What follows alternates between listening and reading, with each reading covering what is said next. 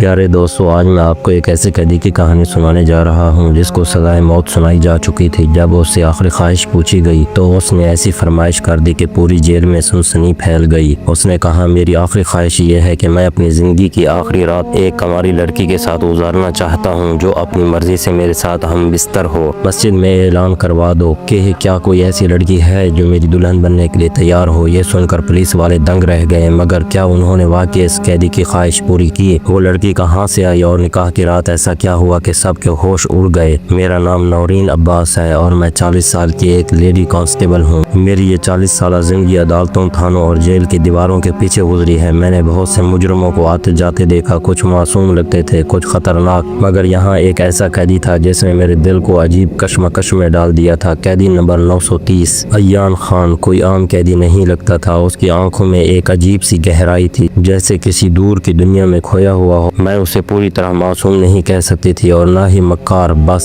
جب بھی اسے دیکھتی ایسا لگتا جیسے وہ کسی گہری سوچ میں ڈوبا ہوا ہو۔ اس کے چہرے پر ایک پر اسرار سکون تھا، لیکن وہ سکون ایک انجانی اداسی میں لپٹا ہوا محسوس ہوتا تھا۔ مجھے جو چیز سب سے زیادہ تکلیف دے رہی تھی وہ یہ تھی کہ وہ صرف 19 سال کا تھا۔ اس نے ابھی تک دنیا بھی ٹھیک سے نہیں دیکھی تھی اور اب اسے ہمیشہ کے لیے دنیا سے رخصت ہونا تھا۔ وہ بہت کم بولتا تھا، جیسے اس کے پاس الفاظ ہی نہ ہوں، یا شاید وہ کہنا ہی نہیں چاہتا تھا۔ کئی بار میرا دل چاہتا کہ اس سے پوچھوں، آخر تم نے ایسا کیا جرم کیا جس کی سزا موت ہے؟ مگر اس کے چہرے پر اتنی مایوسی اور بے بسی ہوتی تھی کہ میرے ہونٹ خود بخود سل جاتے۔ پولیس میں کام کرتے کرتے میں ایک سخت دل عورت بن چکی تھی، یہ پیشہ ہی ایسا تھا، لیکن ایان خان کو دیکھ کر میرے دل میں ایک نرمی سی محسوس ہوتی، جیسے کوئی سوال اندر ہی اندر جنم لے رہا ہو۔ کیونکہ جیل کے قانون سخت تھے اور یہاں قیدیوں کے ساتھ ذاتی تعلق بنانا یا ان سے ہمدردی جتانا منع تھا۔ آج مجھے ایک حکم ملا تھا کہ 2 دن بعد قیدی نمبر 930 یعنی ایان خان کو سزائے موت دی جائے گی۔ اس دوران اسے آخری بار اپنے والدین سے ملنے کی اجازت دی جائے۔ یہ حکم پڑھ کر میرے دل میں ایک انجانی بے چینی نے جنم لیا۔ میرا دل بری طرح گھبرا رہا تھا، ایک بے چینی سی تھی جو ختم ہونے کا نام نہیں لے رہی تھی۔ میں جانتی تھی کہ ہر سزائے موت کے قیدی سے اس کی آخری خواہش ضرور پوچھی جاتی ہے کہ وہ واحد حق ہے جو اسے موت سے پہلے دیا جاتا ہے، چاہے وہ اپنا پسندیدہ کھانا کھانا چاہے، کسی شخص سے ملنا چاہے یا کوئی اور خواہش ظاہر کرے، اسے پورا کرنے کی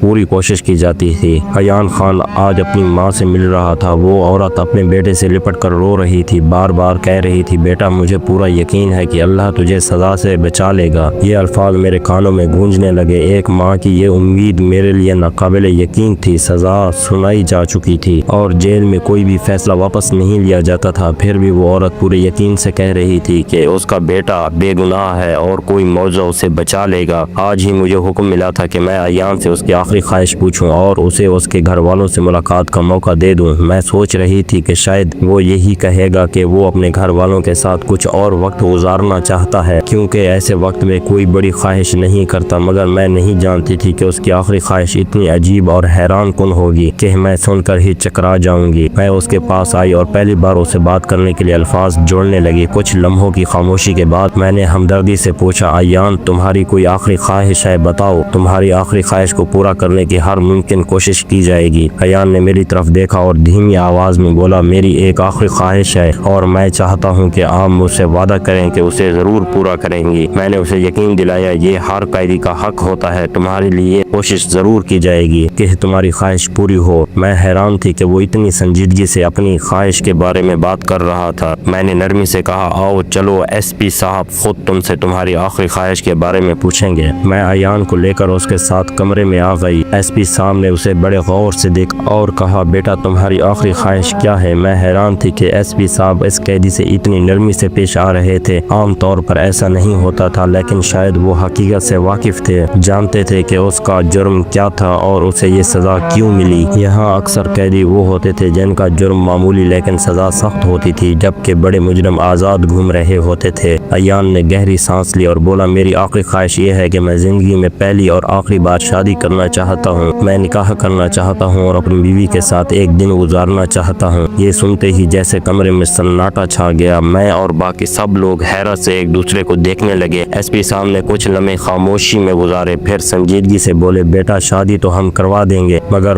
وہ کون سی لڑکی ہوگی جو تم سے شادی کرے گی، جسے یہ معلوم ہوگا کہ اگلے ہی دن تمہیں سزائے موت دی جائے گی؟ تم ایک سزائے موت کے قیدی ہو، تمہاری عمر بھی اتنی نہیں کہ تمہارے گھر والے کسی کو پیسے دے کر راضی کر لیں، اور ویسے بھی تم ایک غریب خاندان سے ہو اور غریبوں سے شادی کرنے کے لیے کوئی بھی انسان تیار نہیں ہوتا، خاص طور پر ان حالات میں۔ ایان نے پرسکون لہجے میں جواب دیا، آپ بس مسجد میں اعلان کروا دیں کہ ایان خان ایک ایسی عورت سے نکاح کرنا چاہتا ہے جو اس کی دلہن بننے کے لیے تیار ہو، مگر صرف ایک دن کے لیے۔ اس کی سزائے موت سے پہلے یہ سنتے ہی کمرے میں سناٹا چھا گیا، سب ایک دوسرے کو دیکھنے لگے۔ ایس پی صاحب نے کچھ لمحے سوچا اور پھر کندھے اچکاتے ہوئے بولے، ہمیں یقین ہے کہ کوئی عورت اس شرط پر تم سے شادی نہیں کرے گی، بھلا کوئی کیوں اپنی زندگی برباد کرے گی صرف ایک دن کے لیے؟ دلہن بننے کا کیا فائدہ؟ اگر تمہاری آخری خواہش ہے اس لیے ہم اعلان کروا دیتے ہیں۔ ہم نے مسجد میں اعلان کروایا کہ ایان خان کی آخری خواہش ایک دن کے لیے نکاح کرنا ہے۔ ہمیں یقین تھا کہ کوئی بھی عورت اس شرط پر راضی نہیں ہوگی، مگر پھر بھی ہمیں اس کی آخری خواہش کا احترام کرنا تھا۔ ٹھیک 1 گھنٹے بعد ایک سپاہی بھاگتا ہوا آیا اور اطلاع دی، جیل کے دروازے پر ایک عورت موجود ہے جو دلہن کے لباس میں ہے اور اس کے ساتھ ایک مولوی صاحب بھی ہے۔ یہ سن کر ہم سب حیرت سے باہر نکلے۔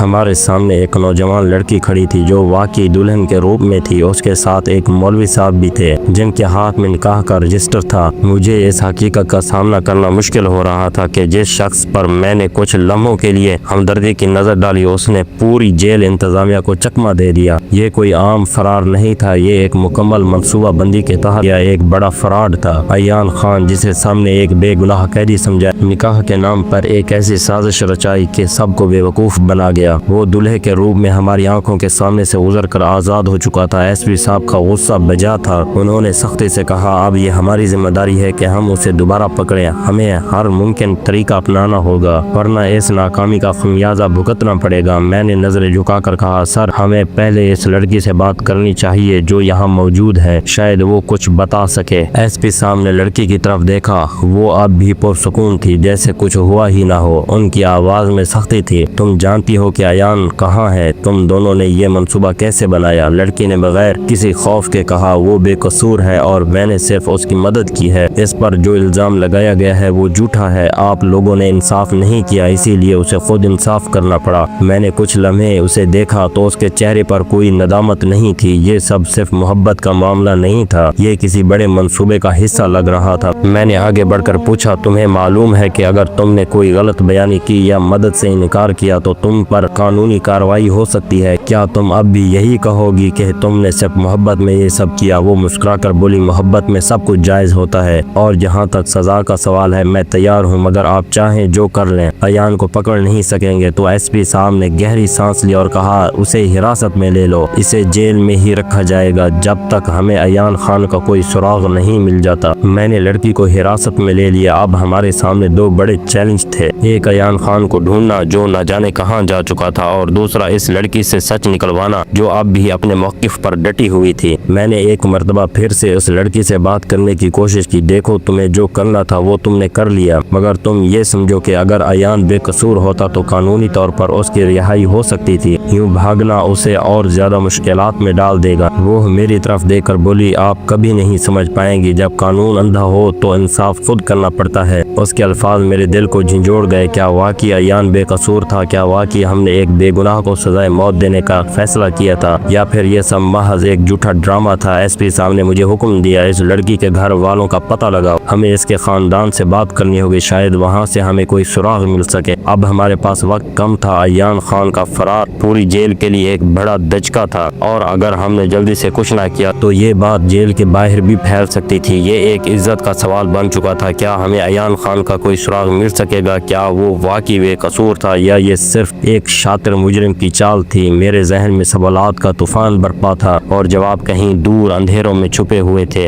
ہمیں شام میں خبر ملی کہ ایان 4 بجے فرار ہو گیا تھا، نہ جانے وہ اب تک کہاں پہنچ چکا ہوگا۔ میں نے زارا کی طرف دیکھا اور سنجیدگی سے کہا، مجھے تم سے 2 سوال کرنے ہیں اور امید کرتی ہوں کہ تم سچ سچ جواب دو گی۔ زارا نے بغیر کسی جھجک کے کہا، میں ایان خان کے بارے میں ہر بات سچ سچ بتانے کے لیے تیار ہوں۔ میں حیرت سے اسے دیکھنے لگی، وہ اب بھی ایان خان کو بھائی کہہ رہی تھی۔ میں نے سخت لہجے میں پوچھا، کیا تم اسے واقعی اپنا بھائی سمجھتی ہو یا وہ حقیقت میں تمہارا بھائی تھا؟ تم دونوں نے یہ ڈرامہ کیوں کیا؟ زارا خاموش ہو گئی جیسے کسی گہری سوچ میں ڈوب گئی ہو، پھر اس نے وہ بات کہی جس نے میرے ہوش اڑا دیے، نہیں وہ میرا حقیقی بھائی نہیں ہے۔ زارا نے فوراً جواب دیا۔ میں نے سختی سے کہا، تو پھر تم نے یہ سب کیوں کیا؟ تم نے اس سے سے نکاح کیوں کیا اور اب اسے اپنا بھائی کیوں کہہ رہی ہو؟ تم دونوں نے ہمیں دھوکہ دیا۔ عیان خان ہمیں چکمہ دے کر یہاں سے فرار ہو گیا، مگر یاد رکھو ہم اسے جلد ہی پکڑ لیں گے اور اسے سزائے موت دیں گے۔ مگر زہرا بالکل پرسکون رہی۔ اس نے میرے چہرے پر نظریں گاڑتے ہوئے کہا، یقین مانیے ایسا بالکل نہیں ہے، وہ جلد ہی واپس آ جائے گا،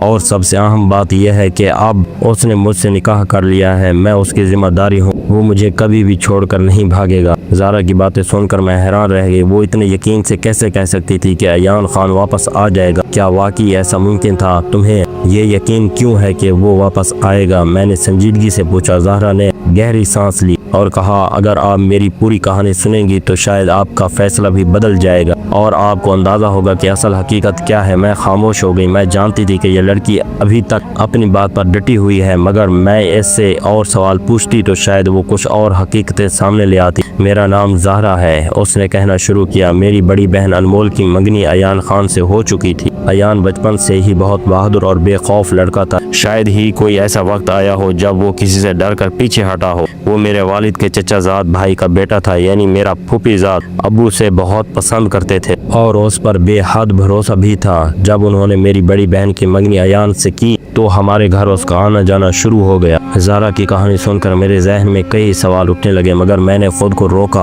اور اس کی باتیں سننے لگی۔ زہرا نے اپنی آواز کو تھوڑا بھاری کرتے ہوئے کہا، ہمارے گاؤں کا ماحول بہت عجیب تھا۔ ایک رات عیان ہماری خالہ زاد بہن سے ملنے کے لیے ہمارے گھر آیا۔ اس دن ابو گھر پر نہیں تھے اور عیان خان پہلے بھی کئی بار آ چکا تھا، کیونکہ اب وہ ہمارے گھر کا ایک فرد بن چکا تھا۔ اس وقت گھر میں صرف ہم دونوں بہنیں تھیں اور کوئی نہیں تھا۔ پھر اچانک دروازے پر زور زور سے دستک ہونے لگی۔ میرا دل تیزی سے دھڑکنے لگا، کہیں ابو تو نہیں آ گئے۔ میں نے دروازے کے باہر جھانکا، مگر جو منظر دیکھا اس نے میرے رونگٹے کھڑے کر دیے۔ 3 سے 4 آدمی دروازے کے باہر کھڑے تھے، ان کے چہرے خوفناک اور ارادے مشکوک لگ رہے تھے۔ اس سے صاف ظاہر تھا کہ یہ کوئی عام لوگ نہیں تھے بلکہ بدماش تھے۔ زہرا نے تھوڑی دیر کے لیے خاموشی اختیار کی، پھر بولی، عیان خان جب ان بدماشوں کو دیکھا تو وہ سمجھ گیا کہ ہمیں خطرہ ہے۔ اس نے ان سے بات کرنے کی کوشش کی، مگر انہوں نے گندی زبان استعمال کی۔ عیان نے خود پر قابو رکھا، مگر یہ تماشا روز کا معمول بن گیا۔ اور پھر وہ رات آئی جس نے ہماری زندگی ہمیشہ کے لیے بدل دی۔ اس رات میری بہن اپنے کمرے میں سو رہی تھی جب اچانک توڑ پھوڑ کی آوازیں آنے لگیں۔ کوئی زبردستی کھڑکی سے ہمارے گھر میں داخل ہونے کی کوشش کر رہا تھا۔ عیان خان بھی اسی وقت وہاں موجود تھا۔ اس نے اپنی آنکھوں سے ان بدماشوں کو کھڑکی توڑتے ہوئے اور اندر آتے ہوئے دیکھا۔ عیان خان کے لیے یہ سب برداشت کرنا ممکن نہیں تھا۔ جب ان بدماشوں نے زبردستی گھر میں گھسنے کی کوشش کی تو اس نے ایک ایسی لڑائی شروع کر دی جس نے ہماری پوری زندگی بدل دی۔ زہرا کی آنکھوں میں آنسو تھے۔ اس نے کہا، اس لڑائی میں میری بہن ماری گئی اور عیان خان کے ہاتھوں ایک ایسا جرم ہو گیا جس کی سزا موت تھی، مگر اصل گنہگار کبھی پکڑے نہیں گئے۔ وہی وکیل جس کا عیان خان نے کبھی احسان کیا تھا عدالت میں سچائی سامنے لے آیا۔ عیان خان بے گناہ ثابت ہوا اور باعزت بری ہو گیا۔ زہرا کی کہانی نے مجھے جھنجھوڑ کر رکھ دیا۔ میں نے دیکھا کہ کبھی کبھی حقیقت کتنی پیچیدہ ہوتی ہے اور انصاف کتنی دیر بعد اپنا راستہ بناتا ہے۔